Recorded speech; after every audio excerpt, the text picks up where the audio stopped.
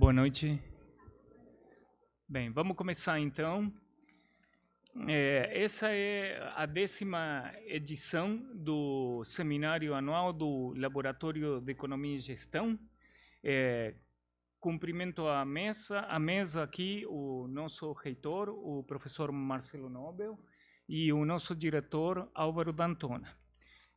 Vou falar algumas coisinhas rápidas do LEG, que cumpre 10 anos, a mesma idade da nossa querida faculdade FCA, da qual o professor Marcelo e o professor Álvaro são também fundadores e partícipes.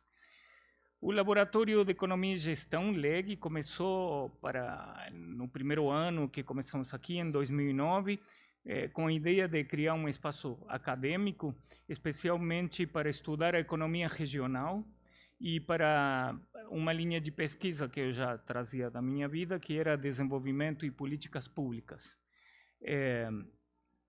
Isto foi em 2009 e a motivação foi a constatação de, primeiro, conhecer a economia regional aqui de Limeira e dos municípios do entorno, justamente porque a FCA acabava de ser implementada, e então era importante saber aonde que nós estávamos, sobretudo para pensar o impacto que o Campus 2 aqui de Limeira teria na região. E, por outro lado, para elaborar indicadores e informações que a gente não conseguia facilmente, por exemplo, em outras instituições da região, como a prefeitura, a CIO, etc. E eles não tinham informações completas da região sobre a economia e a situação social, né? Bom, começamos esse projeto com a Adriana Bin, com a colega Adriana Bin, logo no primeiro ano nós produzimos um pequeno relatório sobre os municípios do que se chama micro-região de Limeira. Então decidimos no ano seguinte, em 2010, fazer um seminário para apresentar esses primeiros produtos.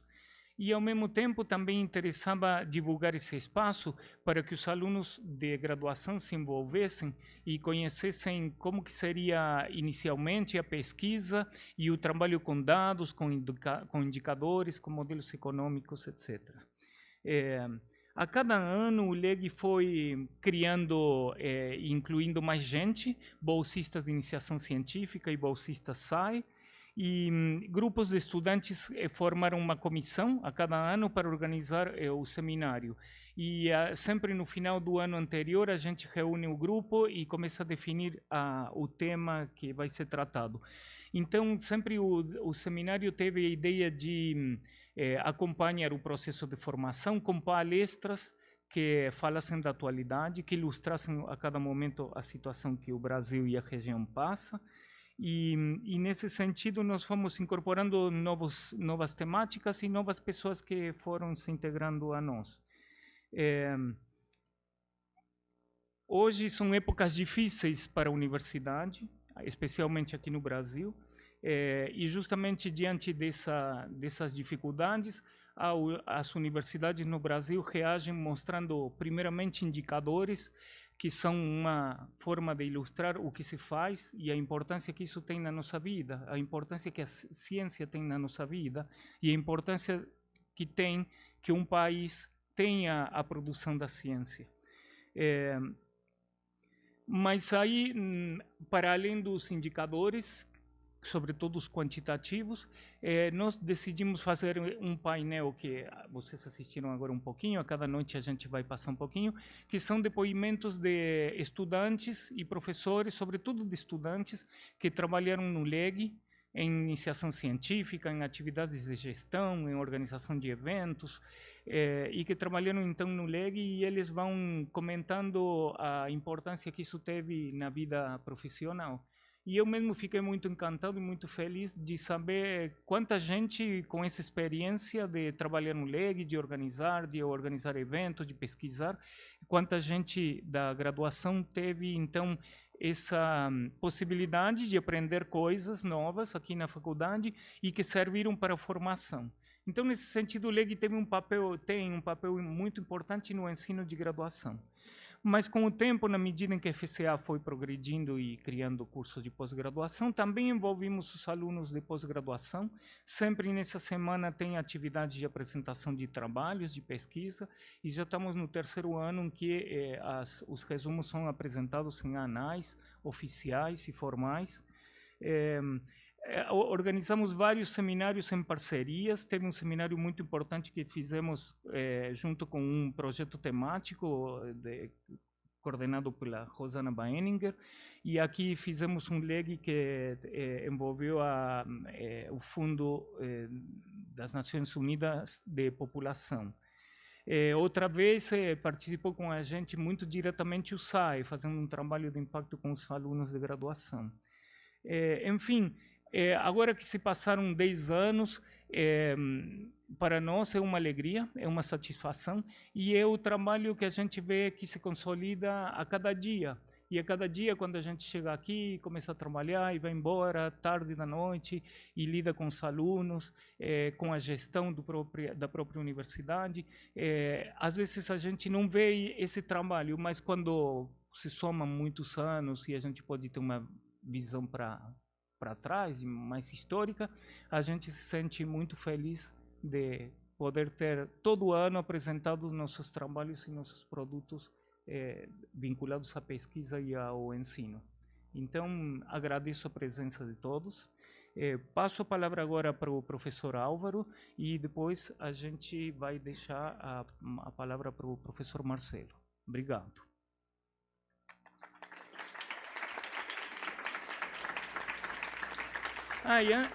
E antes de passar a palavra para o Álvaro, eu queria... Geralmente a gente faz os agradecimentos no final do seminário, sexta-feira, quando já estamos concluindo. Mas eu queria fazer um agradecimento a alguns funcionários. Devo a todos os funcionários da FCA um carinho e uma eficiência que sempre nos ajudam. Pouca gente trabalha muito e as atividades que a gente faz, eles fazem a parte da atividade meio e é fundamental. Então, a todos eles devo muitíssimo, o LEG deve muitíssimo. Mas aí eu queria fazer uma listinha de algumas pessoas que todo ano eu acabo demandando esforços. Então, agradeço muitíssimo ao André Fernando da Silva Freitas, ao Danilo Barbosa, ao Joel Cirilo Júnior, ao Marcelo Almeida dos Santos, a Mariana Luz Góes, a Michele Cristina Olivato, ao Enzo Beato, a Cristiane Campi e a Thaís Aparecida Polidoro e a Michele Olivato. Obrigado a eles.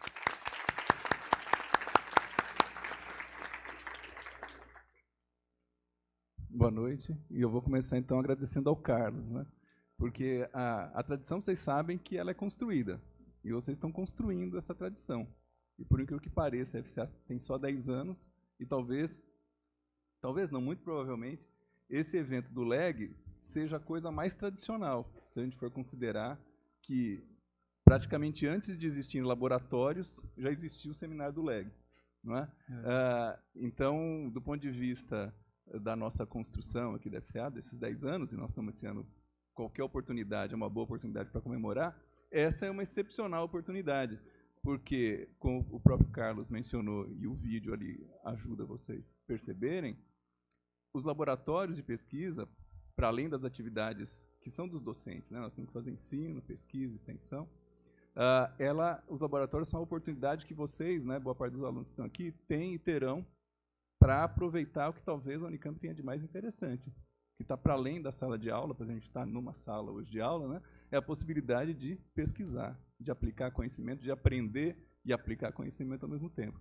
Então, a minha fala é muito curta e é de agradecimento ao Carlos, agradecimento ao LEG, né, e agradecimento a vocês por estarem ajudando, né, mais uma vez, a manter essa tradição viva e prosperando. Muito obrigado.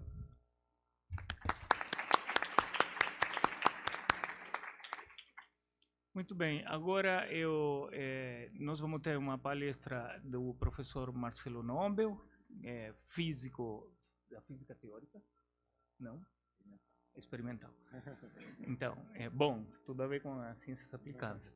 e é o nosso reitor em exercício. Então, agradeço demais a disponibilidade do professor Marcelo de vir hoje aqui falar para todos nós, fazer uma palestra sobre pesquisa, desenvolvimento e políticas públicas. E eu sei o quanto que trabalha Marcelo no cargo de reitor e o difícil que é exercer uma atividade como essa. Então, fico duplamente agradecido, Marcelo. E agora vou pedir para o professor Álvaro e mais eu nos sentarmos com o público e deixamos o professor Marcelo, e já agradeço sua fala.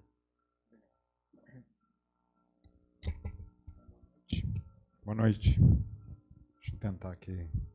Queria também agradecer o convite do Carlos e agradecer aqui o Álvaro, todo o pessoal da FCA e agradecer a presença de vocês. Eu, como foi dito, eu sou físico. Normalmente eu não estou acostumado a dar uma palestra sentado. Eu gosto de ficar falando aqui, mas não tenho microfone. Eu vou ficar aqui. Se tiver um microfone, eu prefiro ficar. Mas primeiro para eu não dormir, né? Então tentar, né? Então, bom, eu estou como reitor. Então, melhor, né? Aí eu vejo melhor. Obrigado. Só que estão filmando, né? Eu vou tentar me mexer pouco. Então, eu estou como reitor há 2 anos. Eu sou professor do Instituto de Física da Unicamp. E eu queria comentar hoje um pouco com vocês diversos assuntos. Acho que o dia foi sem querer, né, Carlos, do convite. Foi bem propício. Amanhã tem aí toda uma mobilização planejada para o país, e essa mobilização ela tem uma razão de ser. Ela tem uma razão de ser porque a gente está vivendo um momento bastante complexo, difícil, onde as universidades públicas, principalmente as universidades públicas, estão sob ataque. Antes disso, então, também agradecer. É realmente uma alegria ver 10 anos aqui do LEG, poder estar aqui nessa comemoração. E quando a gente pensa em termos de escala, você vê essa unidade aqui, ela tem apenas 10 anos, né? Ela, do ponto de vista de uma universidade, ela não é nada. Seria quase que um embrião ainda. A Unicamp tem 52 anos. Se você for pensar na Unicamp em termos de universidades no mundo, ela está ainda engatinhando. E o que me parece incrível, olhando para o lado positivo, é como a gente conseguiu montar uma universidade tão forte, tão importante, em tão pouco tempo.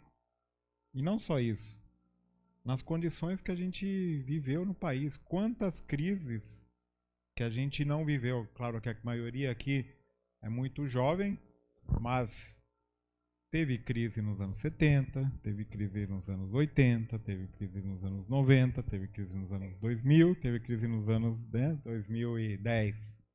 Ou seja, crise, crise, crise o tempo todo, muita dificuldade, muita burocracia. E, ao mesmo tempo, a universidade foi melhorando, foi crescendo, com suas dificuldades, com seus problemas de infraestrutura, com seus problemas que a gente vai vivendo e vão acontecendo. Então, parece incrível que a gente tenha realmente uma universidade tão importante, tão forte, em tão pouco tempo. E esse é o lado positivo. A gente não se dá conta como isso vai acontecendo e, de fato, como nós mesmos, aqui vocês, eu, os professores aqui, os funcionários, fazemos parte desse processo de uma maneira muito efetiva. E nós temos a facilidade, a felicidade, na realidade, aqui na Unicamp, de ter gente ainda da primeira geração, né, de alunos, de professores, tem gente que está aí ativa. Ainda, infelizmente, já são poucos, mas tem. Então, temos essa possibilidade. Eu disfarço mais que o Carlos, mas eu também sou conterrâneo dele, né? Sou argentino. Mais ou menos, eu disfarço? Mais ou menos. Pelo menos eu tenho o sotaque, né? Então, Aí, quando a gente chegou aqui, eu vim com meu pai, Ele era professor da Unicamp, chegamos em 76. E eu tinha 8 anos. Uma cidade como Campinas não tinha nada. Tinha 3, 4 restaurantes, uma cidade pequena, né? E você vê como as coisas vão crescendo aqui mesmo. Quando chegamos aqui na FCA, eu lembro a primeira vez que eu vim aqui, eu me senti o próprio Zeferino Vaz. Falei, nossa, um campo, né? Não tinha nada aqui, nada aqui em volta. Era impressionante como o campus, né, 2 aqui, trouxe o desenvolvimento urbano para esta região, trouxe todo um desenvolvimento, e você vê dia a dia, vocês que estão aqui no dia a dia não percebem isso, mas aqui eu venho, sei lá, uma vez por mês, acabo notando diferenças consideráveis, dia após dia, aqui na cidade de Limeira. Daqui a alguns anos vocês vão poder falar, olha, eu estudei aqui quando aqui não tinha nada, né? Tinha um descampado, né? Esse prédio estava caindo aos pedaços, né? Isso era assim. E a gente vai vendo e vai tendo essa sensação que é bem interessante. Do ponto de vista efetivo, o que está acontecendo no país? Está tendo um ataque sistemático às universidades públicas. Hoje eu dei talvez umas 5 ou 6 entrevistas. E depois eu vou comentar um pouquinho, quero ouvir também um pouco o que vocês têm a dizer, porque a primeira questão que apareceu, bem, naturalmente só contextualizando, a primeira coisa que apareceu foi o ministro com o presidente falando que vão deixar de apoiar coisas que são inúteis, né? Como, por exemplo, ciências humanas, filosofia, etc. Depois, cortaram 30% de algumas universidades onde haveria balbúrdia, especificamente foi essa palavra utilizada, que agora virou, né, a palavra da moda na internet, balbúrdia. Então aqui todos estamos fazendo uma grande balbúrdia hoje, né? E a questão foi, bom, em 3 ou 4 universidades eles queriam cortar 30% do custeio, alegando razões aparentemente ideológicas.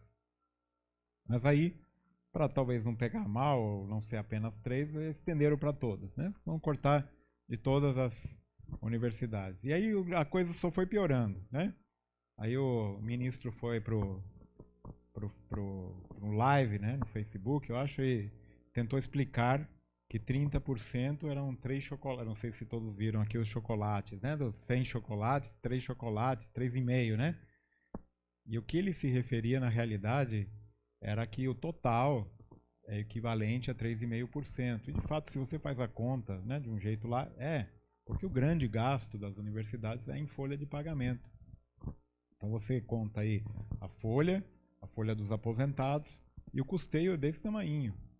Então o custeio das universidades, 30%, né, deve dar algo em torno de 10% de tudo, 30% de 10% é 3%. Essa que era a conta.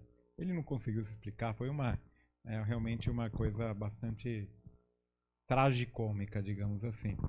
E depois veio a CAPES, né, com corte de bolsas, pelo menos num primeiro momento, sem avisar previamente, alegando que haveriam bolsas ociosas, sendo que quem conhece o sistema sabe que, né, não existem bolsas ociosas. A gente tem uma fila, tem muito mais gente para receber bolsas do que temos de bolsas.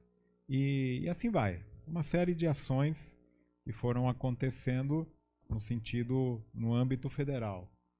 A maioria dessas, a corte, por exemplo, não afeta a gente. A gente é uma universidade pública do estado de São Paulo que depende exclusivamente, ou quase que exclusivamente, principalmente do ICMS. A gente recebe um percentual, 2,2% do ICMS recolhido no estado de São Paulo.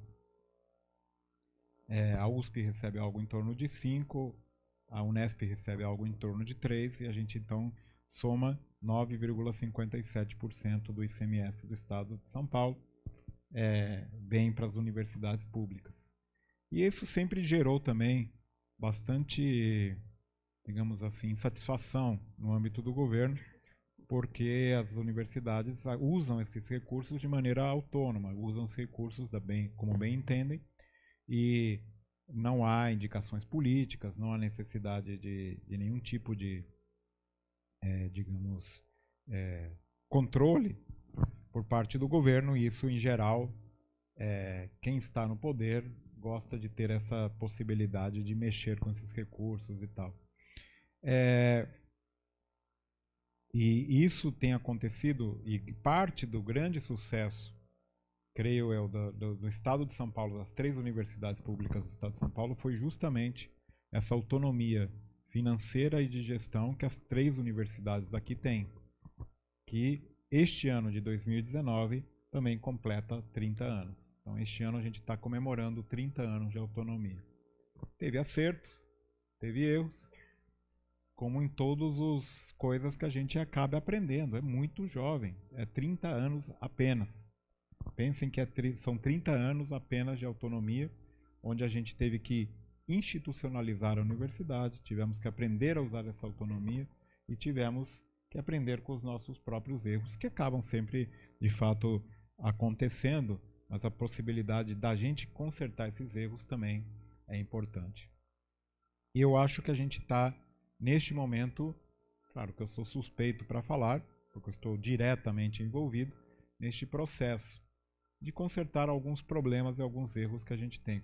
O problema que nós temos essencialmente, a grande vantagem da autonomia é que a gente recebe recursos do Estado, na verdade nem do Estado, é um repasse do Estado diretamente dos pagadores de impostos, ou seja, todo mundo, porque é o imposto que mais atinge todos, que é o ICMS. Você compra qualquer coisa, você está contribuindo para. Então, é o mais pobre, desde o mais pobre ao mais rico, está contribuindo para as universidades. Então a gente recebe esse repasse e a universidade tem autonomia para decidir o que fazer desse recurso. A grande vantagem qual é? É que nós temos possibilidade de ter um certo planejamento. Poder planejar, poder ver, poder construir prédios, poder contratar gente, poder desenvolver as atividades da universidade. Com uma grande vantagem. Eu não tenho que ir lá no governador pedir pelo amor de Deus. Está previsto o repasse. O que não acontece em outros lugares. Outros lugares, universidades públicas, estou falando no mundo e aqui no Brasil. Um reitor de uma universidade federal toda semana tem que ir para Brasília, porque se ele precisa comprar um microfone, ele tem que ir lá pedir no ministério. Então, é assim, o tempo todo indo lá, pedindo, solicitando, devendo favor e assim por diante. Nós não temos nada disso. Por exemplo, eu nem conheço o governador, nunca vi ele. Nunca encontrei, nunca falei, então nem conheço. E assim funciona. Qual que é o problema agora, que a gente tem enfrentado nestes anos? O grande problema que a gente tem enfrentado é que a gente, como universidade, continuou contratando gente, continuou expandindo, continuou crescendo. Primeiro aqui foi construído, como todos acompanharam, a própria FCA com uma promessa de que haveria um tiquinho a mais, 0,05% no repasse para a Unicamp, o que dá algo em torno de 50 milhões de reais. Não foi cumprido. Então nós tivemos que absorver os gastos, os custos da FCA dentro do orçamento da universidade. Nós temos 5 hospitais na Unicamp e a saúde está cada vez mais complicada no nosso país e em particular no estado de São Paulo. Então os custos da área de saúde têm crescido e a gente tem absorvido esses custos. E nós continuamos contratando, fazendo no meio de uma crise que é talvez uma das maiores crises econômicas que o país já viveu. Quando eu entrei como reitor, abril de 2017, a Unicamp gastava 117% do que recebia. Então, 17% a mais do que era repassado. E isso já vinha com déficit no ano anterior, e quando a gente chegou lá, a gente estava vendo como se a gente estivesse com o carro acelerando direto para uma parede, não tinha escapatória, a gente ia para o precipício. Não tinha jeito. Então, o que a gente teve que fazer é dar uma acertada, um freio de mão mesmo. Paramos de contratar, não repusemos automaticamente as pessoas, cortamos gratificações, paramos toda e qualquer obra que tinha na universidade. Tinha 550 milhões de reais previstos em obras. Ou seja, paramos todo o investimento, revisamos todos os contratos, mais de 200 contratos. Nós fizemos uma série de coisas para otimizar essa gestão e esses recursos. Hoje, a gente chegou, ainda não conseguimos equilibrar, ainda estamos deficitários, mas a gente está gastando 103%. O ano passado foi 103% do que a gente recebe. Está quase lá, estamos chegando perto. É muito, muito difícil você mudar, né, dar essa freio de arrumação com características no nosso país. Qual que é o principal problema? Aqui você é uma universidade pública. Se abriu alguma coisa, você não consegue fechar. Em qualquer lugar do mundo, qualquer empresa privada, se você está com prejuízo, você não está funcionando, você fecha uma parte da linha de produção, você demite gente, você reorganiza setores. Na universidade pública é muito difícil. Muito difícil, se não impossível. Então, nós conseguimos manter a folha de pagamento estável por 2 anos, o que é praticamente um milagre, porque a folha de pagamento, se a gente não contratasse ninguém, que não foi o caso, ela cresce sozinha, porque a gente vai ganhando vantagens, né? Os funcionários da universidade têm quinquênios, têm sextas partes, têm gratificações incorporadas e uma série de coisas. A folha cresce sozinha 1,5% por ano, mas a gente conseguiu segurar. O problema é que a economia não ajudou em nada. A economia está patinando ainda. A economia continua muito ruim. E de fato, hoje nós estamos exatamente no mesmo nível que a gente estava em 2009. Exatamente quando a FCA foi construída. Só que a gente tem uma FCA a mais. 2.500 alunos, 100 professores, diversos funcionários. Nós temos um hospital que encareceu muito mais a inflação. A inflação da saúde é muito maior do que a inflação normal. Então, esse é um dilema que a gente vive. Alguém aqui tem uma ideia de quanto que é a folha de pagamento da Unicamp em um mês? Algum chute? Vamos? Carlos não vale. Não sei se ele tem ideia, mas... Ideia da folha? Vamos? Algum chute, pelo menos?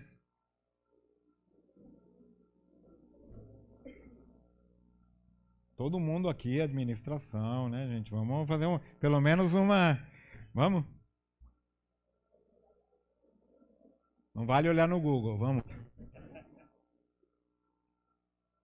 Um chute. Pode errar feio, não tem problema. 90 o quê? Milhões? 90 milhões? Tá longe. É muito mais. Tá perto. 170 milhões. 170 milhões de reais por ano. Por mês, desculpa. 170 por mês dá 2 bi por ano. 2 bilhões de reais por ano. Aí vem a discussão. Aí que eu quero chegar. Dessa folha, são 170 milhões por ano, por mês, desculpem. Nós temos basicamente, nós conseguimos reduzir bastante. A folha de pagamento hoje está em torno de 92%, 93% do que a gente recebe. E a gente conseguiu descer o custeio de 15%, que era 15% tipicamente, a gente conseguiu o custeio para 12%. O que é o custeio? É o dia a dia. É a luz, energia, água, bandejão, programas de permanência, GIS, né? Tudo o que move a universidade. É algo em torno de 12% do que a gente gasta. Hoje em dia, 10%, 12%. É desse custeio, só para vocês terem uma ideia, é que as universidades federais foram cortadas em 30%. Tá? É o que move a universidade. Então, do ponto de vista financeiro, eu vou perguntar aqui para vocês. Hoje, vários repórteres me fizeram a mesma pergunta. Por que é absurdo esse corte nas universidades de 30%? Por que é absurdo? O que vocês responderiam? Por que esse corte é... Tem vários argumentos de diferentes naturezas. Podemos dizer, eu acho que duas principais. A primeira, uma natureza acadêmica, que a gente pode discutir depois. Mas uma primeira, mais talvez na área de vocês, do ponto de vista financeiro, econômico mesmo. Por que é absurdo fazer isso, esse corte? Usando os argumentos do mesmo ministro. Vamos lá, alguém pode... Estava falando aí, quem? Alguma ideia? Hã? Esse é um argumento interessante, mas um argumento ainda só pensando nas universidades. Alguma ideia? Onde que está o grande gasto? Onde que está o 97% do gasto? No Folha. Pagamento, você está pagando professores, você está pagando funcionários, você está pagando aposentados. Não tem jeito de não pagar, certo? Então você gasta um dinheirão em mão de obra e você não dá essas condições, que é isso aqui, ó. É 3,5%, como o próprio ministro disse, 3,5% de todo o recurso que você está gastando, e você inviabiliza que esses professores trabalhem. Aí que está o argumento que eu vejo mais lógico, mais ridículo, né? Você parar todo um sistema para economizar isso aqui, sendo que o grande gasto está em outro lugar. Se ele pudesse demitir, se ele pudesse não pagar os salários, aí seria outros 500, mas não. Ele continua pagando. Então, o grande problema financeiro é que, do ponto de vista não vai resolver para o governo, porque o valor é muito pequeno, e para as universidades será um desastre. E os professores, alunos não terão infraestrutura, etc. É uma medida essencialmente política, porque do ponto de vista lógico, não faz o mínimo sentido. Estão de acordo ou não? Do ponto de vista acadêmico, naturalmente, nós sabemos o desastre que é a questão de não ter pesquisa, não ter educação. Nós aqui vivemos esse dia a dia. Mas nós temos um desafio importante, que é mostrar para políticos, para a sociedade, qual é a nossa importância? Qual a importância que nós temos? Qual a importância que as universidades públicas desempenham neste país? E eu acho que nisso, de fato, a gente tem falhado. Tem falhado em mostrar, em comunicar essencialmente o que a gente faz. Temos falhado essencialmente em mostrar os benefícios que nós temos como universidades públicas para o país, por investimento que o país faz na gente. É barato? O ministro falou, ele deu esse exemplo, com um estudante de faculdade ou de universidade, eu consigo colocar 10 crianças na creche. Vocês ouviram esse argumento dele? Vamos lá, por que esse argumento é equivocado, falho? Com o valor de um estudante universitário, vale 10 bebês na creche. O quê? Bom, os bebês serão daqui a 20 anos, talvez. Mas tá certo. E aí?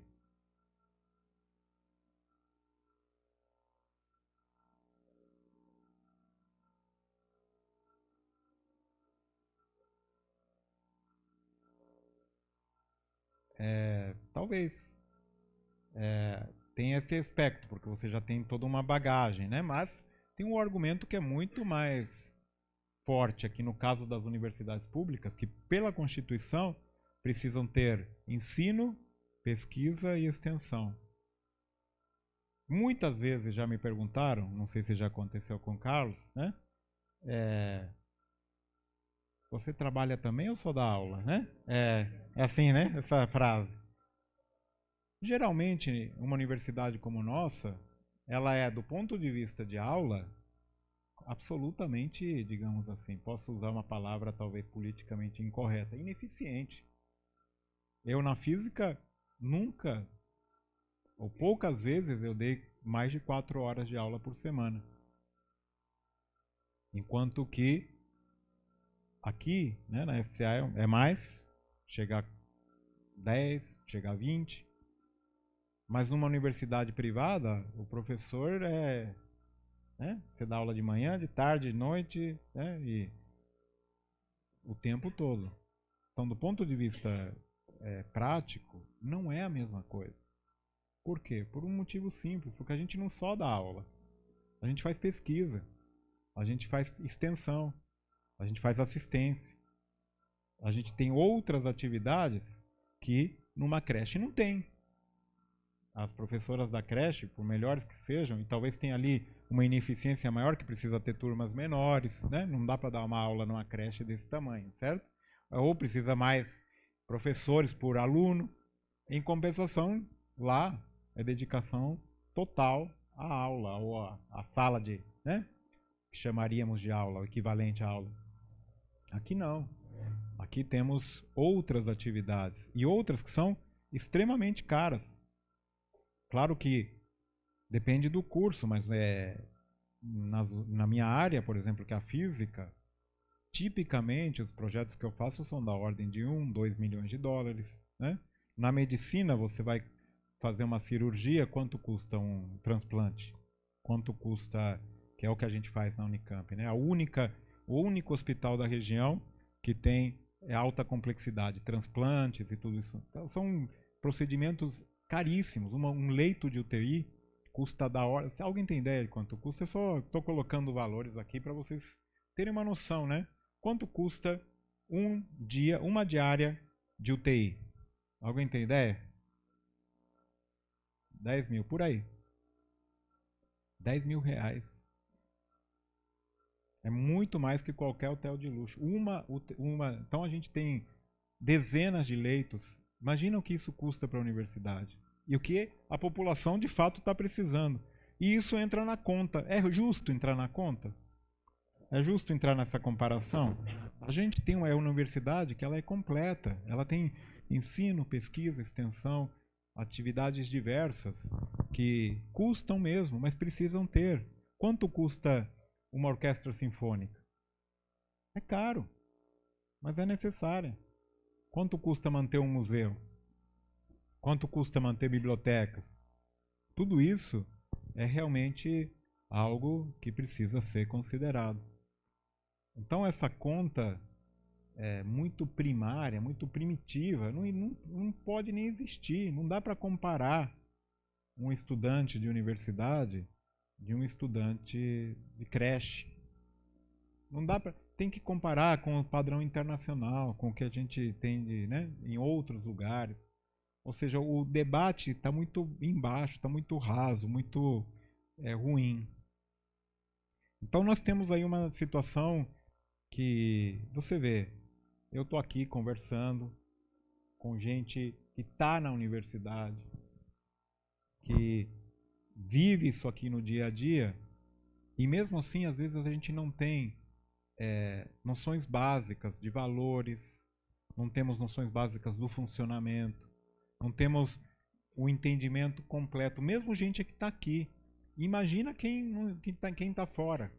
Ouve que na universidade só tem festa, né? Só tem maconheiro, comunista, né? Festa com gente pelada. Eu tenho dito, né, para os jornalistas, eu não sei se fui convidado para a festa errada, nunca me convidaram para uma festa dessa, mas se tem, E é isso. A impressão que passa para a sociedade é que aqui é uma bagunça, que acontece nada. E, de fato, é essa imagem que hoje, infelizmente, é a que a gente tem que combater, que tem que mostrar, que tem que dizer que não é assim que funciona, não é dessa maneira que as coisas são. Então a gente tem um trabalho duro, difícil pela frente, não é fácil. Primeiro porque está cheio de fake news, né, de notícias complicadas. Eu já tenho recebido aí diversas além das festas de pelados, tenho recebido irregularidades na universidade. Tem irregularidades? Tem, alguma deve ter. Se você pega quanto que é o orçamento total de todas as universidades, sei lá, dá 30 bilhões de reais, por aí? Olha, algum contrato que deu errado, algum contrato que alguém fraudou, acontece. Mas se você pega o total, né, e você vê o que acaba acontecendo, é ínfimo, é minúsculo, como em qualquer outro setor da sociedade. E tem os mecanismos de controle, de verificação. Além do que, em São Paulo, nós estamos com uma CPI, né? No estado de São Paulo, a situação ainda piora um pouco, porque tem uma CPI, que a ALESP, a Assembleia Legislativa, criou para investigar o repasse de recursos para a universidade pública. E vocês olham lá, é um absurdo. Outro dia eu estava vendo ali um deputado falando, e além do que se gabando, né, de falar, mostrou na página dele, né, o discurso que ele fez. Ele falou, olha, a USP é uma vergonha para o estado de São Paulo, a Unicamp é uma vergonha maior ainda, né? Ali, eu vi na USP, o cara estava indignado que tinha um curso que era sobre o órgão reprodutor feminino, que eu não posso nem citar aqui, ele falava assim, de vergonha. É um negócio completamente fora não sei, da realidade, né? Então, você tem essa situação que a gente tem que realmente mostrar. Hoje em dia, a realidade que a gente tem aqui, o que significa uma universidade pública, quais os benefícios que ela traz a médio e longo prazo. Aliás, essa é outra pergunta que eu queria fazer para vocês. Vários repórteres me perguntam, quais são os prejuízos que o país terá com esses cortes? Ou se tiver mais cortes, o que a gente perde? Isso tem que estar claro para todos nós. O que a gente perde se a gente tiver cortes nas universidades, se tiver problemas nas universidades? Qual que é a consequência para o país?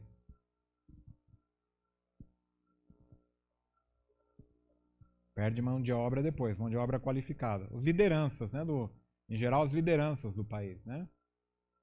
É o que a gente forma de maneira geral. O que mais? Desenvolvimento. Em que sentido? Econômico, saúde, em todos os âmbitos. Mas a gente precisa encontrar um mecanismo, gente. A gente precisa. E nisso eu não tenho a fórmula. Eu saio sempre pela maneira mais fácil. Eu falo sempre assim. É uma frase de efeito, devo dizer, né? Eu falo, olha, sem a universidade pública, o país não tem futuro. Não tem futuro. Mas nós precisamos encontrar mecanismos de mostrar isso de uma maneira mais efetiva. Porque aí a pergunta fala, mas por que não tem futuro? Né? O repórter quer sempre algo concreto. Quer sempre algo direto. E você tem que sempre ter essa resposta. Você fala, bom, ó, pega o celular, né, que todos nós temos. Isso só conseguiu ser desenvolvido porque tem ciência, tem pesquisa por trás disso. E cada desenvolvimento tem muito mais pesquisa. Cada cura de doença, cada diagnóstico de doença, cada desenvolvimento só conseguiu ser desenvolvido por causa da ciência, do desenvolvimento científico. Mais do que isso, nós temos o desenvolvimento, como a gente estava falando, urbano, né, das regiões, de desenvolvimento de lugares, de projetos, de programas, da humanidade de maneira geral, por causa das universidades. Temos a formação de recursos humanos, que foi dita aqui, os grandes recursos humanos qualificados, que, sem dúvida nenhuma, no nosso país, provém a maioria de boas universidades, públicas e privadas também, mas principalmente das públicas. Nós temos o caso que eu gosto sempre de elencar, é a da Unicamp mesmo. Nós temos na Unicamp uma iniciativa aí bastante inédita no país, que a gente tem aqui o registro das empresas chamadas filhas da Unicamp. e que a gente hoje tem só registradas, porque nem todas estão registradas, mas registradas nós temos hoje 700 empresas que são provenientes de filhos, né, e filhas da Unicamp, ou seja, ex-alunos, ex-professores, ex-funcionários, e que hoje geram algo em torno de 30 mil empregos diretos e tem um faturamento anual da ordem de 3 bilhões de reais, ou seja, muito mais do que a gente recebe. Ou seja, só com um argumento, que é a formação de empresas, a gente já consegue provar e mostrar que nós trazemos de volta muito mais do que o que a gente recebe por ano. Mas mais do que isso, né? Tem patentes, né, que são registradas. Hoje nós temos um portfólio de mais de 1.000 patentes. Nós temos pesquisas que levam a desenvolvimentos em várias áreas do conhecimento e que podem gerar, eventualmente, muito mais recursos do que isso, né? Se você faz um bom desenvolvimento, por exemplo, de um diagnóstico de uma doença prematura, ou se você cria uma política pública para evitar, sei lá, inundações, né? ou para cuidar de uma certa população específica, e assim por diante. Os benefícios são até incalculáveis de tanta coisa que a gente produz e faz no dia a dia. Mas o problema nosso é que a gente não consegue colocar isso de modo palpável. Qualquer nação que já passou por momentos de crise apostou na ciência, na educação e na tecnologia para o seu futuro, para dar a volta por cima. Peguem aí a Europa pós-guerra, peguem o Japão pós-guerra, peguem a Coreia, peguem Israel, que quando foi criado, todas as nações que apostaram em educação, em ciência e tecnologia, são os que são de fato vitoriosos. Então, não apostar nisso nesse momento é de uma, digamos assim, de uma burrice sem tamanho, porque é dar um tiro no próprio pé, é acabar com o nosso futuro. E é por isso mesmo que a gente deve estar sempre comentando, debatendo, falando sobre essa situação. Muitos argumentam que nós estamos sempre falando em causa própria, né? Porque a gente está na universidade, estamos falando bem de nós mesmos. Esse que é um pouco a dificuldade de convencimento ainda maior, porque de fato estamos falando bem de nós mesmos. Se nós mesmos não acreditarmos na gente, então estamos perdidos para valer, né? Então, no mínimo isso. A gente precisa realmente convencer os demais. Eu acho que esse é o papel. Agora, como administrador, na verdade, de todos os professores, funcionários, de todos os estudantes da universidade, é um papel fundamental. Trabalhar no sentido desse desenvolvimento, dessa discussão com a sociedade e principalmente com os políticos do que é a universidade e de que maneira a gente contribui para o desenvolvimento da sociedade. Então, não sei, de maneira geral era um pouco um panorama que eu queria dar nesse contexto muito complexo que a gente está vivendo, difícil, mas eu estou aí à disposição para qualquer pergunta, discussão. Podem fazer qualquer tipo de pergunta mesmo na administração e tal, qualquer pergunta fácil, difícil, né? Então já estou vacinado contra qualquer coisa. Então é isso aí, gente. É um pouco isso que eu queria comentar com vocês.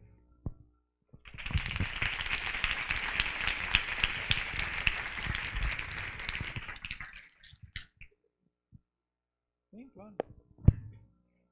Vai abrir para pergunta agora? E eu queria ser a primeira pergunta. Com o Aproveitar caso... que está com o microfone, né? Então. Eu já estou com o microfone, vou me dar o direito. O caso do reitor de Santa Catarina, que se suicidou depois, né, de ter sido preso e comprovaram que talvez não foi uma coisa que não precisava ter acontecido, enfim. E também a perseguição aos reitores que está acontecendo. Eu sou estagiária da Receita Federal e, às vezes, tem umas conversas lá que o pessoal fica que Não, porque reitor de universidade é tudo indicado lá, que sei lá como que eles escolhem, e eles são todos comunistas. E, e é difícil, você tem que explicar e falar, viu, então é uma eleição que passa, né? Tem que ter essa explicação. Mas no seu papel como reitor, nesse momento em que tanta coisa está acontecendo, e você assumiu em 2017 justamente com esse episódio desse reitor, e vocês têm o contato entre, pelo menos, os reitores das universidades paulistas, como o seu sentimento sobre isso? Queria uma coisa mais pessoal mesmo nesse... o alvo de ataque agora é realmente a universidade, mas eu acho que o reitor agora está sendo personificado como uma figura muito má e comunista e doutrinadora, né? Então tem esse negócio que é esquisito, porque de um lado você é classificado de extrema esquerda, né? Do outro você é classificado de extrema direita, né? Quando eu falo com o sindicato eu já sou... Então é um negócio esquisito mesmo. E o pior é que justamente por esse eu tive um certo infelicidade, digamos assim, nesse momento, porque eu tô como presidente do CRUESP, que é o Conselho de Reitores das Universidades Paulistas, e os reitores das federais têm um certo, digamos assim, receio natural, né, de falar sobre o assunto, porque eles têm uma relação muito diferente, né, com o governo. Então, qualquer coisa que digam podem, né, ter alguma consequência. Então, hoje eu tenho falado muito, né? Tenho que me expressar porque a gente não tem essa dificuldade, mas ao mesmo tempo tem a necessidade de mostrar isso. Então, por isso mesmo eu falei que só hoje eu acho que eu já fiz 5 entrevistas, né? Então é bastante demanda com relação a essa explicação, mas eu faço com boa vontade porque acho que ela é fundamental, ela é necessária nesse momento tão crítico. É difícil, faz parte do mesmo processo da gente tentar mostrar para a sociedade o que é a universidade, o que, né? Tem aí, eu vi várias mensagens onde parece que como a universidade fosse um local onde a gente forma milícias, né, esquerdistas, e que os reitores são, né, é um negócio completamente fora do... Eu não sei, eu classifico quase como no mesmo nível daquele pessoal que acredita que a Terra é plana, né, mais ou menos assim, vivem num outro universo, vamos dizer assim, não conhecem a realidade. Mas é extremamente difícil. Aqui tem um detalhe que é importante. Você lidar com fake news, com crenças, com esse tipo de situação é extremamente difícil. Porque se você acredita em alguma coisa, não tem argumento que te convença do contrário. Não tem. Eu sempre gosto de dar um exemplo muito claro para todos. Porque é algo pessoal meu. Eu torço para o Guarani e eu acredito que o Guarani é o melhor time do mundo, certo? Por mais que as evidências provem o contrário, eu acredito nisso. Não tem ninguém que me prove o contrário. E mais ou menos acontece isso com as pessoas que creem muito em alguma coisa. Não tem argumento lógico, não tem discussão que faça mudar de ideia. Não tem realidade. Realmente as pessoas vivem com uma realidade paralela muito difícil de combater. Aqui, pode falar.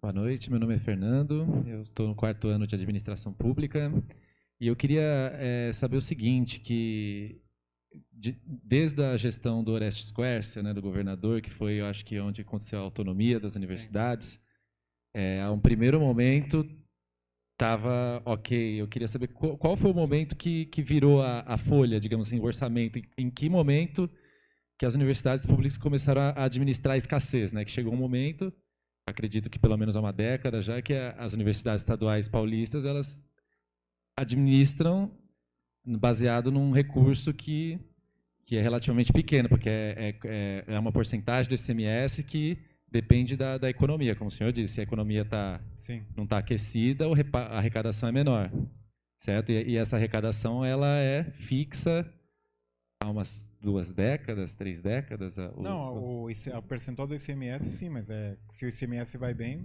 é tudo. Isso. Mas aí você tem a expansão das universidades também, né?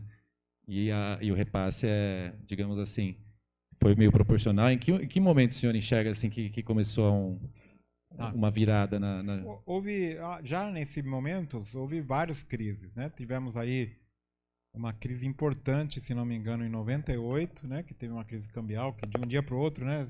O dólar foi de 1 para 4, lembra disso? Nossa, o negócio foi desastroso. Aí foi uma crise importante em 98. Em 2002, 2003 teve outra crise. Sempre a universidade conseguiu administrar e sempre chegou perto de um patamar interessante. Houve um momento importante de crescimento econômico no país, que começou aí em 2008, 2009, e a universidade conseguiu fazer algo que nunca tinha feito, que é fazer uma reserva. Foi fundamental. Hoje a gente está vivo, né, digamos assim, por causa disso. Então, de 2009 a 2013, na gestão do professor Fernando Costa, a gente chegou a ter, ao final da gestão dele, 1,7 bilhões de reais em caixa, o que dava uma tranquilidade muito boa. Já aí em 2013 foi o pico, né, da economia, o pico do ICMS foi em 2013. E aí começou um pouco de queda e a partir de 2015 a crise começou a se instaurar. Estamos já no 4º ano de crise e essa crise chegou no pior momento em 2016. Em 2016, no pior momento da crise, a Unicamp continuou funcionando como se nada tivesse acontecendo. Não houve contingenciamento, não houve parada de contratações, nada. Continuou, né? Então, houve esse momento, mas claro, foi agravado pela crise, que foi muito forte. Notem que o ICMS caiu de um patamar 2013 até 2018, ele chegou no patamar de 2009. A gente retrocedeu 10 anos. É muito forte, uma recessão imensa. É imensa, 10 anos de retrocesso. E foi piorada muito por promessas não cumpridas da expansão. Houve aí no início dos anos 2000, a USP construiu a USP Leste, nós aqui construímos aqui a FCA, e a Unesp construiu 8 campi diferentes em diferentes cidades. Então a Unesp foi, infelizmente, a que se deu pior. Por quê? Hoje ela não conseguiu ainda pagar o 13º salário do ano passado. Ela não conseguiu fazer essa reserva e ela expandiu muito mais do que as outras. Então tivemos aí um problema sério. Ela conseguiu algo que nós não conseguimos. Ela passou o hospital de Botucatu para a Secretaria de Estado da Saúde. Nós ainda temos a manutenção do nosso hospital, que é muito, muito importante. Então, para vocês terem uma ideia de como é a folha de pagamento, de como é esse recurso da Unicamp, a gente fala assim, olha, são 2,5 bilhões que a gente tem por ano. Mas veja, desses recursos, hoje, 20% são para hospitais, 20% para a área de saúde. 35% hoje da folha é aposentados, que nós pagamos os nossos próprios aposentados. E o resto é para folha de pagamento de ativos e para custeio. Então nós, de fato, lidamos com aproximadamente 40% do que a gente recebe. E é difícil. Então, houve esse momento aí de expansão, sem o repasse adequado. Houve um momento de crise muito forte, mas houve a falha das próprias universidades de manter uma atividade e muitas vezes até aumentos muito fortes de salário sem a devida, digamos assim, o lastro econômico para fazer isso. Então, tivemos aí o que eu chamo de uma crise na nossa autonomia, mas que agora, aos poucos, cada universidade fez de uma maneira diferente. Estamos recuperando. A USP fez o quê? A USP fez o mais radical de tudo, que a gente não consegue fazer por vários motivos. A USP fez um programa de demissão voluntária. A USP, nos últimos 5 anos, demitiu 3.500 pessoas. PDV, Programa de Demissão Voluntária. Não é que demitiu, né? Ofereceu a possibilidade de se demitir, mas isso só serve para servidores que são uma categoria específica, que são CLT. Na Unicamp, nós praticamente não temos CLT. Todo mundo é estatutário. E por isso, essas pessoas ficam praticamente todas na folha de pagamento quando se aposentam. Então, nós temos uma situação diferente na Unicamp. Então, a Unicamp é a que teve mais dinheiro, assim, um colchão para ir superando essa crise. Eu, quando assumi daquele 1,7 bilhão, né, que tinha em 2013, eu assumi com 700 milhões de reais em caixa. Hoje está em 450. Então, o medo é que fique perto do zero, que é isso que não pode acontecer. Então, a gente está tentando equilibrar realmente as finanças para que a gente não tenha que utilizar as reservas que a gente tem. É um pouco isso, não sei se te respondi. Então, do ponto de vista prático, os últimos 5 anos foram catastróficos para a economia do país, somados com algumas decisões que eu considero bastante complicadas do ponto de vista interno. Então, houve ali 2 fatores que se sobrepuseram para termos essa crise violenta. Pois não. Peraí, para falar no microfone para pegar no vídeo. Sou Francisco, de Administração de Empresas, né? Então, só uma curiosidade assim que eu tenho em relação à via de receita da Unicamp. A Unicamp, ela pode, além de arrecadar do ICMS, arrecadar de terceiros, por exemplo, empresas particulares ou coisa do tipo. E se ela puder, por que a gente não tenta de alguma maneira, sei lá, aumentar ou estabelecer uma maior renda advinda de terceiros, assim? Temos, isso aí é excelente, que eu esqueci de falar sobre isso, mas é um mito que se criou aqui, que no Brasil a gente não tem colaboração com empresas ou com terceiros. Na Unicamp, ano passado, foram 630 milhões de reais de recursos extra-orçamentários, que a gente chama. 630. Acho que algo em torno de 80 milhões com empresas, de contratos de pesquisa. Teve aí FAPESP, FINEP, CNPq, consultorias com governos e assim por diante. Nós tivemos 630 milhões de reais. 30% do orçamento, basicamente, é muito dinheiro. Então, e está no patamar internacional. Se você compara com qualquer universidade americana, é a mesma coisa. Então, a gente arrecada, faz... O único que não pode fazer com empresa é por folha de pagamento. Eu jamais vou pagar aqui o salário do nosso professor com um contrato que ano que vem não tem mais. O que eu faço ano que vem? Não sei se vai ter, se vai ser renovado. Então, o recurso de folha tem que vir via orçamentária.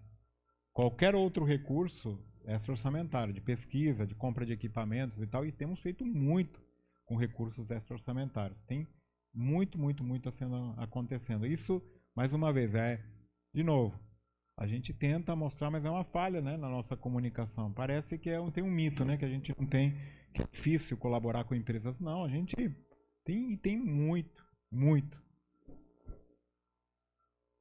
Professor, aqui. Boa noite. Meu nome é Pedro. O senhor acabou de falar que 35% do nosso orçamento está comprometido com gasto com funcionários aposentados já. Sim. A gente pode afirmar que a reforma da Previdência traria fôlego financeiro para o orçamento da universidade pública ou não? Não. Nós temos uma solução que já foi dada aqui. No caso da Unicamp, veja. Espero que pelo menos os direitos de quem se aposentou e de quem, né, começou com outro contrato como eu, sejam respeitados, né, na reforma. Veja, se alguém já se aposentou, o contrato que essa pessoa firmou era de aposentar com salário integral. Até 2013, quem foi contratado até 2013 tem o contrato dizendo que vai se aposentar com aposentadoria integral. E isso é parte de um respeito, né, com as pessoas que ajudaram a construir essa universidade, que assinaram o contrato. Então, respeito que nós temos que ter com as pessoas que trabalharam e dedicaram sua vida para a universidade. A partir de 2013, o Estado de São Paulo criou esse PEPREV, o São Paulo Previdência, que é um fundo de previdenciário, já prevendo isso. Tem um teto. Ou então, um professor ou funcionário que hoje foi contratado aqui depois de 2013, já sabe que não vai se aposentar com salário integral e tem a possibilidade de fazer uma previdência complementar, que é o SP-COM. E já faz parte do seu contrato, ele já sabe desde o início e tal. O problema é que hoje nós estamos, como eu costumo dizer, é o pior momento da universidade nesse sentido. Veja, esse assunto em algum momento ele estabiliza. Por um fato muito claro. Alguém sabe por quê? Por que não cresce infinitamente a folha de aposentados? Porque a pessoa morre. Essa é a verdade, né? É uma realidade da vida, né? As pessoas morrem. O problema é que as pessoas estão morrendo cada vez mais tarde, né? Do ponto de vista da previdência, estou falando. Não é que é um problema, né? Então, tipicamente, isso estabiliza em 40% aproximadamente. A Unicamp ela é ainda suficientemente jovem porque a maioria dos aposentados está vivo. A USP, que é de 1934, já está estável faz tempo. Então, o número de funcionários que você contrata é o mesmo que, né, acaba morrendo. Mais ou menos essa é um pouco a realidade. É uma realidade atuarial, né, que é chamada. E nós temos essa situação que ainda não chegamos na estabilidade. E quem vai se aposentar foi contratado a partir de 2013, a universidade também vai ter um decréscimo importante de gastos. Mas o pior momento da história é agora. É quando a gente está ainda chegando nesse pico de gasto máximo. Então esse é um momento crítico. E creio que a aposentadoria vai ser, a mudança nas regras da aposentadoria vão ser para pessoas que eventualmente tenham mais tempo de casa, né? Que vão acontecer, sei lá, menos de 50 anos. Não sei o que vai se decidir como regras de transição. É aí que é a grande questão de como vai acontecer. De qualquer maneira, o desastre já está feito, devo dizer, para a Unicamp. Por quê? Com medo da mudança nas regras de aposentadoria, quem pode se aposentar está se aposentando. Então, nos últimos 2 anos, nós tivemos mais de 1.000 aposentados na Unicamp. 1.000. E só neste mês, só neste ano, 2019, até abril, 350. Como que a gente vai repor? Impossível. Façam uma conta, vou deixar isso de tarefa. Né? Pega um salário típico, 5 mil, né? Um salário de ingresso, 5 mil reais na Unicamp. Multiplica isso por 13,3, que é o custo anual. Multiplica isso por 1.000, vê quanto dá. É uma grana muito grande. Não temos condições de contratar todo mundo que está se aposentando. Qual que é a saída? A saída é otimizar. Otimizar processos, otimizar recursos, melhorar as condições, digitalizar tudo que for possível, ou seja, realizar aqui uma verdadeira revolução no sentido da gestão, né? Porque não temos outra saída. Pois não? Boa noite, sou Daniel, fazendo o curso de administração de empresas. Eu queria saber, assim, a curto prazo, quando a gente olha gestão de operações, para reduzir gasto, né, tipo, da empresa, o que a gente corta é custo. A primeira coisa que a gente corta é custo para reduzir. Tipo, isso. A longo prazo, na Unicamp, o que seria interessante de cortes para compensar, né, essa redução? de recursos, de repasse, você diz? Isso. Quais seriam os custos? Tudo que foi... Olha, nós temos uma situação, vocês que são da área, estudam a área, vão perceber o meu dilema diário, o dilema da administração. Como cortar custos, onde 93% do custo é com folha, que você não pode mudar nada, você não demite uma pessoa na Unicamp. Então, não pode demitir, não pode fechar órgãos. Então, 93% do gasto tá ali. Não tem como. O que nós fizemos? Cortamos onde podíamos, com um custo político imenso. Onde podíamos cortar? Numa coisa que se chama gratificação. Eu, por exemplo, ao ser reitor, eu ganho uma gratificação de função, que é um certo valor. O Carlos, que é coordenador de um núcleo, ele ganha uma gratificação. O ATU aqui, né, o secretário, né, da unidade, ganha uma gratificação. O que nós fizemos? Cortamos em 30% todas as gratificações, linearmente. Quase fui linchado, né, na universidade. Por quê? Porque você mexe na parte mais sensível das pessoas, que é o bolso, certo? Diretamente. Então, foi muito difícil politicamente, principalmente numa medida que é impopular e num sistema de governança, que, como você sabe que a gente tem, é com eleição, né? É com um sistema que você deve respostas às pessoas. Se eu fosse alguém contratado de fora, que eu não conheço ninguém, etc. Não, você faz lá, você faz campanha, você faz... Então, é uma situação extremamente complicada. Nós cortamos, então, 30% linearmente nas gratificações, e imediatamente aí o sindicato entrou com mandado na justiça. Bom, temos toda uma série de questões aí. E nós cortamos o máximo possível revimos todos os contratos da universidade, porque os gastos com água, com luz, né, os gastos básicos, né, quanto vocês acham que é a conta de água da Unicamp inteira? É uma fortuna, né? 50 milhões por ano. Então, é muito dinheiro. Qualquer redução, se reduz 5%, é considerável. Então, nós cortamos, revimos todos os 200 maiores contratos da universidade para tentar renegociar. Mesmo assim, conseguimos reduzir, mas ainda um pouco, né? E não, o principal é não aumentar a folha, não tem outra saída. A USP fez a jogada de demissão voluntária. Nós não temos essa possibilidade, não queríamos fazer, então o que nós fizemos foi reduzir a reposição, não aumentar, não impactar demais a folha. Então, por aí. Tá bom?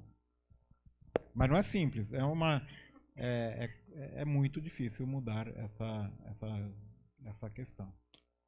Eu quero fazer outra pergunta, a menina do microfone. Eu dei uma olhadinha uma vez que os 10 maiores salários da Unicamp, na sua grande maioria, são de pessoas aposentadas da Procuradoria-Geral da Unicamp.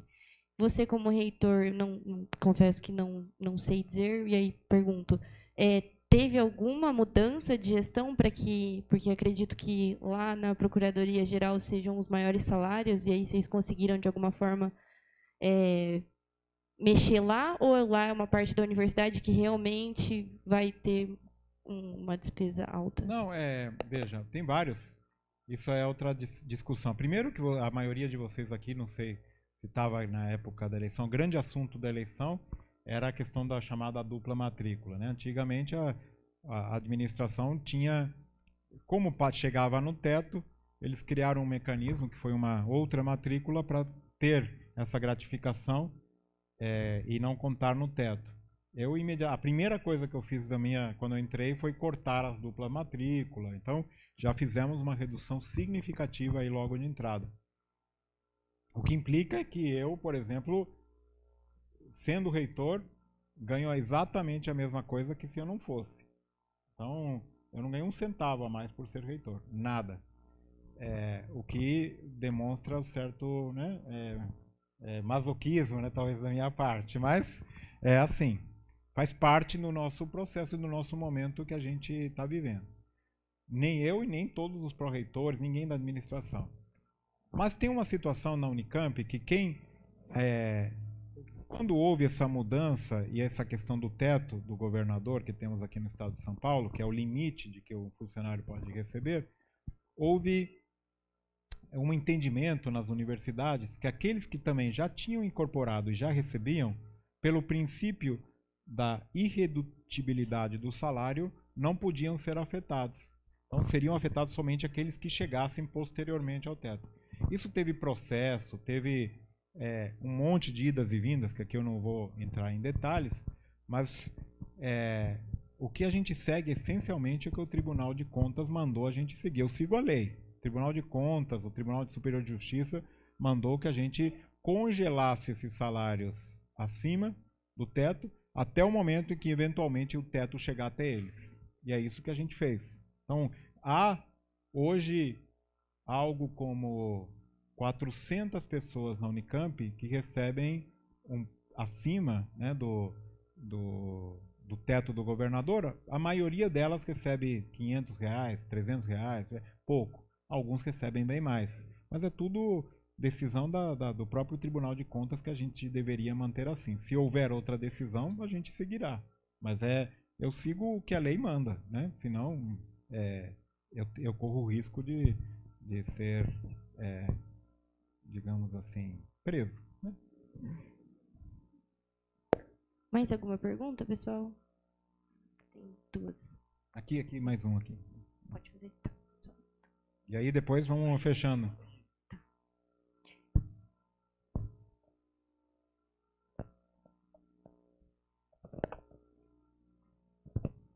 Só voltar no ponto do ICMS. Não, entendi o que o senhor explicou. É que eu estava querendo mais saber se esse quadro representa uma gestão de escassez. Eu acho que representa, pelo menos, que eu acompanho da universidade, que é um tipo de gestão de escassez. E se você tem alguma, vamos dizer assim, ideia de um número mais ideal para o repasse do ICMS, que agora é 9... Porque 57. sempre o debate de você reivindicar, pelo menos nas grandes greves das universidades estaduais, é aumentar o repasse. E aí você acha que a universidade, atualizando para os dias de hoje, qual seria um repasse mais tranquilo, digamos assim, para prosperar as universidades, digamos assim? Essa é uma discussão muito difícil e complicada, porque nos grandes momentos em que a economia vai muito bem, estava bombando, o repasse estava mais do que bom. Até sobrava dinheiro, né? Esse é o argumento do governo de dizer, olha, vocês chegaram a ter 1,7 bilhão em caixa, então tinha dinheiro e houve aí, em particular no caso da USP, um exagero, houve um aumento de salários completamente fora dos padrões e foi, de fato, criou um mal-estar muito grande no governo. Então, nós precisamos reivindicar sim aquilo que foi prometido, pelo menos o 0,05% aqui de Limeira, e o equivalente na USP e na Unesp. O que nós precisamos... Então, esse é algo fundamental. Há uma discussão que a do Unicamp, o sindicato de funcionários coloca, que teríamos que repassar também o que todos os aposentados e pensionistas para o Estado, que seria dever do Estado, e a gente teria aí 35% a mais do recurso. Mas vejam que... aí se corre o risco, né, do Estado separar essas pessoas e teríamos ali uma situação bastante delicada com aqueles que são aposentados, como eu falei, dos direitos garantidos. E em segundo lugar, o momento político não é dos melhores para uma negociação desse tipo, né? Então, já o governo considera o repasse para as 3 universidades públicas paulistas e para a FAPESP muito dinheiro, e não é fácil a discussão de reivindicar mais. Então, nós temos que também ter a sensibilidade política de saber o que é possível, quando é possível, como é possível para negociar adequadamente. Então, em primeiro lugar, nós temos que fazer o nosso dever de casa, a nossa lição de casa, de organizar a gestão, organizar as finanças, melhorar e otimizar toda a administração das universidades, é nossa. Faz parte digamos assim, das nossas tarefas, para depois a gente poder realmente ir atrás de mais recursos. Tá? Eu acho que essa é um fator importante de compreensão do momento político que a gente está vivendo. Não tem hoje espaço para essa discussão, para acontecer. A não ser a questão do que já foi prometido de fato. Né? A última pergunta aqui do Max. Bom, boa noite a todos, boa noite, reitor. Eu sou o Max, estudante de administração pública. Você expôs de uma forma bem clara que a questão crítica do orçamento da universidade e, diante disso, a necessidade de fazer uma otimização na questão da gestão. Isso muitas vezes implica nas questões dos cortes e cada vez mais uma política de terceirização, né? Que acaba significando cada vez mais um processo de precarização da universidade pública.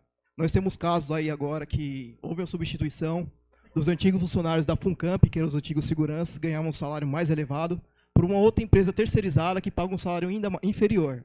E você tem muitos casos críticos pelo quais muitos trabalhadores ganham um salário pelo qual não conseguem sobreviver. E muitas vezes aqui até pedem auxílio de muitos estudantes, porque vêm trabalhar, não conseguem bandejar, não conseguem comer no bandejão, não tem esse direito de comer, e trabalham a noite inteira sem conseguir fazer uma refeição, e muitas vezes fazem a jornada de trabalho inteiro sem ter o seu intervalo, sua hora de almoço respeitado pela empresa. A minha pergunta vai justamente nesse sentido. Você falou da questão da otimização, de operacionalização da universidade, para que ela se mantenha. A questão dos cortes que o reitor propõe, vem só para a categoria de baixo ou para a categoria de cima também? Se há uma pressão também da reitoria em tentar dialogar com os outros reitores das demais universidades estaduais para pressionar o governo do estado, para que o governo do estado de fato cumpra aquilo que ele prometeu em acordo, de aumentar o repasse das universidades estaduais e de não fazer mais manobras que são feitas em cima do ICMS, pelo qual o governo vem fazendo há anos, justamente para poder quebrar as pernas da universidade pública? E é justamente nessa pergunta. Se o reitor apenas faz uma luta contra o andar de baixo, principalmente os andares mais precarizados da universidade, que são os funcionários terceirizados, funcionários da segurança, e há rumores de que o contrato do bandejão vai acabar vencendo, e a Unicamp vai contratar vai abrir o processo de licitação e provavelmente vai vencer o processo de licitação a empresa que fornece o serviço mais barato, mais precarizado e com pioras, né, na qualidade de vida do trabalhador, que acaba estragando a qualidade de vida da universidade. Minha pergunta é justamente essa: se há uma pressão do reitor para pressionar o governo do estado, ou se apenas a luta do reitor é para cortar do andar de baixo da universidade. Qual é o teu nome? Max? Estava sentindo falta da pergunta aí mais politizada, digamos assim. Veja, aqui são decisões que são difíceis, justamente administrativamente, e há muita confusão e talvez falta também dessa comunicação interna para explicar a situação. No caso que você mencionou, por exemplo, a gente tinha tomado no passado a decisão de passar a vigilância, a segurança para a FUNCAMP, mas tivemos um processo do Ministério Público e Tribunal de Contas dizendo que isso não era possível, não houve uma licitação para realizar essa questão, e a FUNCAMP, justamente por ter salários maiores, por ter benefícios melhores para os funcionários,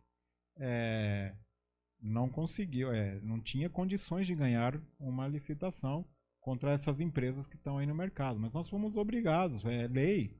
Se você vai contratar uma empresa para fazer a segurança, você tem que fazer uma licitação. É a lei 8666, que precisa seguir certas regras e nós temos que seguir. Não tem escapatória. Não tem escapatória. Do ponto de vista de várias funções na universidade, uma tendência e uma necessidade, muitas vezes, de você ter que terceirizar certos serviços por vários motivos. Pela complexidade de administrar algo que acaba sendo maior do que aquilo que você consegue administrar e que não é a tua, como se diz, a finalidade da universidade, né?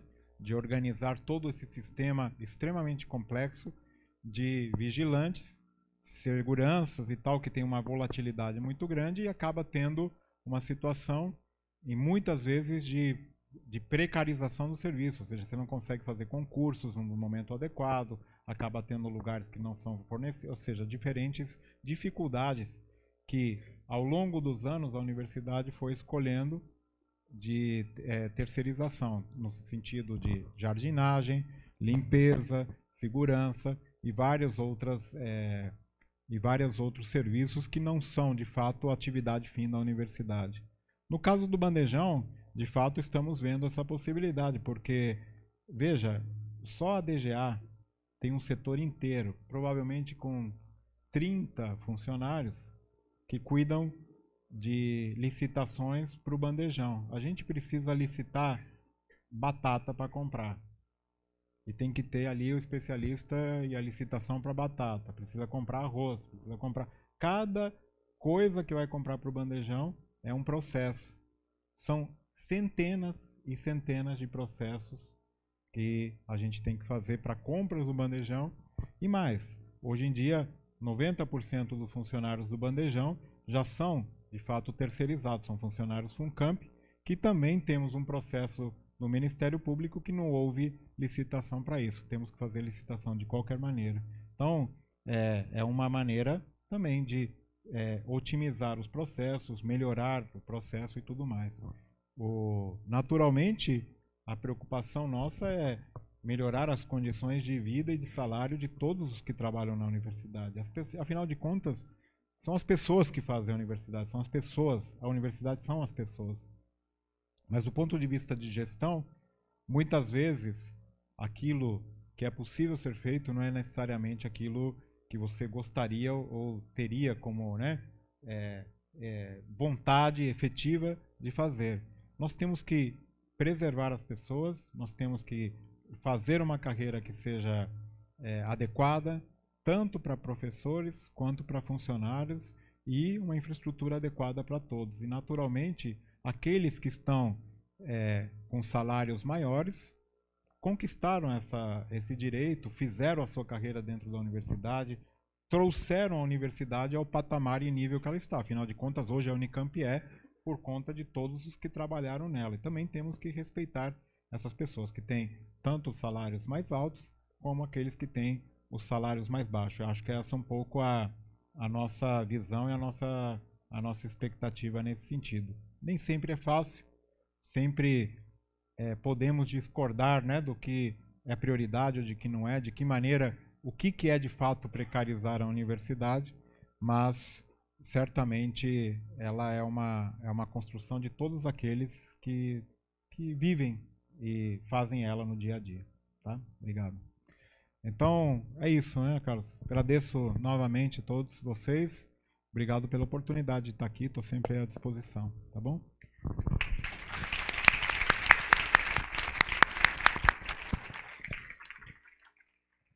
Muito obrigado, professor Marcelo.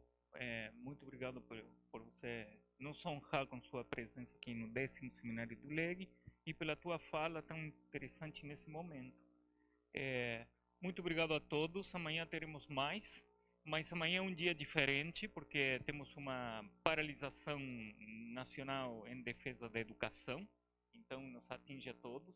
Então a gente decidiu fazer a palestra que seria à noite nessa mesma sala, fazer lá fora, então com convite aberto à comunidade.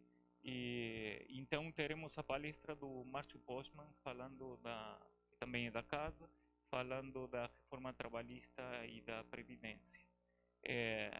E amanhã começa a primeira etapa do mini curso. Então, muitíssimo obrigado. Continuamos amanhã. A luta continua e boa noite. E obrigado aos colegas que estão presentes aqui.